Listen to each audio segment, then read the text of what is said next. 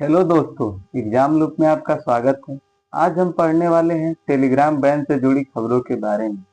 क्या वाकई में टेलीग्राम भारत में बैन हो जाएगा? सच्चाई क्या है, पूरा जानने के लिए अंत तक वीडियो में बने रहें। चैनल को लाइक, शेयर और सब्सक्राइब करें। चलिए जानते हैं क्या है टेलीग्राम। टेलीग्राम एक क्लाउड आधारित मैसेजिंग ऐप है जो 2013 में लॉन्च किया गया था। टेलीग्राम व्हाट्सएप और फेसबुक मैसेंजर की तरह ही एक मैसेजिंग ऐप है। यह उपयोगकर्ताओं को वाईफाई या मोबाइल डेटा पर संदेश भेजने की अनुमति देता है। चलिए जानते हैं इससे जुड़ा क्या है मुद्दा। टेलीग्राम की भारत में भी मुश्किलें बढ़ती नजर आ रही हैं। एक भारत के एक सरकारी अधिकारी ने कहा है कि भारत सरकार जबरन वसूली और जुआ जैसे आपराधिक गतिविधियों में इसके कथित दुरुपयोग को लेकर जांच कर रही है। उन्होंने कहा है कि जांच के नतीजों के आधार पर मैसेजिंग ऐप पर बैन लगाया जाएगा। अभी फिलहाल बैन नहीं लगाया गया। चलिए देखते हैं यह मुद्दा कब जोर पकड़ा। यह घटनाक्रम टेलीग्राम के संस्थापक और सीईओ पावेल डुरोव को ऐप की मॉडरेशन नीतियों की वजह से 24 अगस्त को पेरिस में गिरफ्तार किए जाने के कुछ दिन बाद हुआ। रिपोर्ट के मुताबिक उन्हें ऐप पर आपराधिक गतिविधियों को रोकने में नाकामयाब रहने के कारण हिरासत में लिया गया था। यह मुद्दा सोशल मीडिया पर जोर तब पकड़ा जब टेलीग्राम के सीईओ पावेल डुरेल को फ्रांस से गिरफ्तार किया गया और ऐसी अफवाहें फैल गई कि इसे भारत में बैन किया गया। लेकिन फिलहाल इस पर जांच चल रही है। इस पे बहुत सारे चार्जेस लगे हैं। उन चार्जेस के बारे में जानेंगे कि क्या है वो सब चार्जेस जिसको लेकर टेलीग्राम पर भारत में जांच चल रही है। फिलहाल भारत के होम मिनिस्ट्री और इलेक्ट्रॉनिक्स और इंफॉर्मेशन टेक्नोलॉजी मिनिस्ट्री के जरिए की जा रही है जांच। खास तौर पर जबरन वसूली और जुआ जैसे आपराधिक गतिविधियों पर ध्यान दिया जा रहा है भारत की तरफ से। चलिए आगे देखते हैं। कई घोटालों का प्लेटफॉर्म रह चुका है टेलीग्राम। तो इस पे ऐसे कुछ आरोप हैं कि यहाँ पे कई घोटाले हुए हैं। हाल ही के साल में टेलीग्राम और कुछ दूसरे सोशल मीडिया प्लेटफॉर्म आपराधिक गतिविधियों के लिए अनुकूल माहौल के तौर पर उभरे हैं, जिनमें घोटाले भी शामिल हैं, जिनकी वजह से नागरिकों का करोड़ों रुपए का नुकसान हुआ है, ऐसा आरोप है। चलिए और भी देखते हैं इस पे कौन कौन से आरोप हैं। टेलीग्राम पर पेपर भी लीक हुआ था।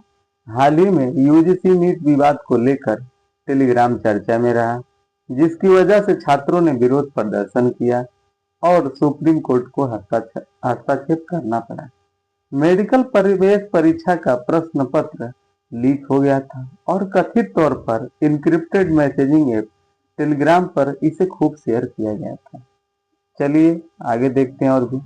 भारत में टेलीग्राम कैसे बना धोखाधड़ी और अपराध का केंद्र, इसके बारे में पूरा जानेंगे।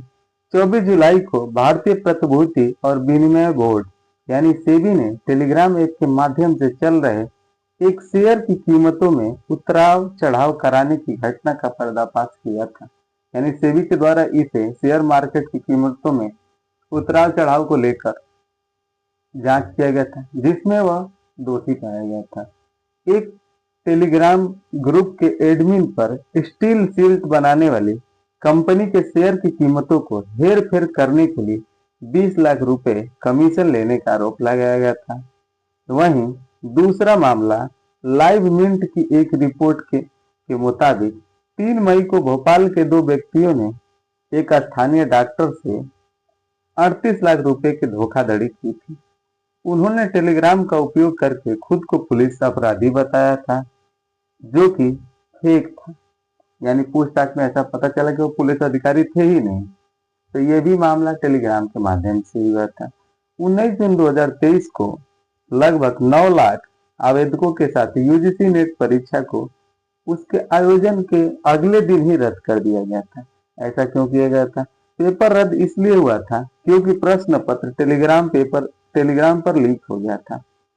केंद्रीय शिक्षा मंत्री धर्मेंद्र प्रधान ने कहा कि हमने प्रश्नों की मूल यानी यूजीसी की जो मूल प्रश्न पत्र आए थे उससे और टेलीग्राम पे जो पेपर लीक हुआ था उससे मिलाया गया तो हूबहू मिलते थे।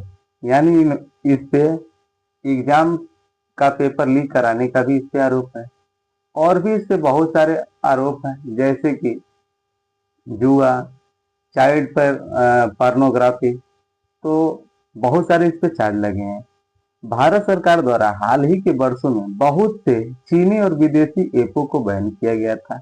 अगर टेलीग्राम पर लगे आरोप सही सिद्ध होते हैं तो सरकार इसे भी बैन कर सकती है। फिलहाल इस पर जांच चल रही है और यह भारत में अभी बैन नहीं है, मगर जो भी इस पे आरोप लगे हैं अगर वो सही सिद्ध होते हैं तो टेलीग्राम पर बैन लगाया जा सकता है, जैसे कि पहले बहुत सारे ऐपों पे लगाया गया है। चलिए टेलीग्राम के बारे में और भी कुछ जानते हैं। तो टेलीग्राम का यहाँ पे बेनिफिट देखेंगे और इसकी खासियत देखेंगे क्या क्या था। टेलीग्राम सर्विस एंड्रॉयड, ओएस और डेस्कटॉप तीनों पे प्लेटफॉर्मों पर उपलब्ध था और इसे कहीं भी यूज किया जा सकता था। टेलीग्राम बिल्कुल फ्री मैसेजिंग सर्विस प्रोवाइड करता था।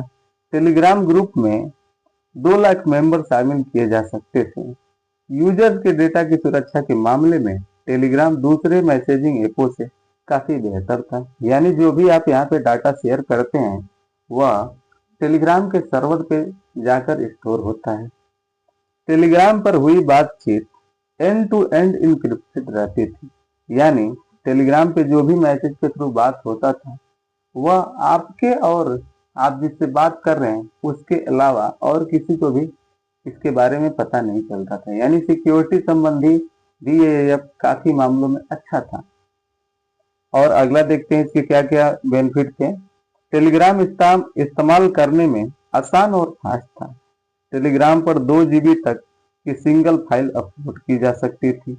टेलीग्राम अनलिमिटेड क्लाउड स्टोरेज प्रदान करता था, यानी यहाँ पे स्टोरेज का भी कोई इशू नहीं था। टेलीग्राम एक सीक्रेट चैट फीचर प्रदान करता था, जिसका डाटा केवल जो 2 यूजर सीक्रेट चैट कर रहे हैं उनके डिवाइस में ही सेव होता था। यानी यह डेटा जो भी आप शेयर करते थे टेलीग्राम पे कहीं और सेव नहीं होता था।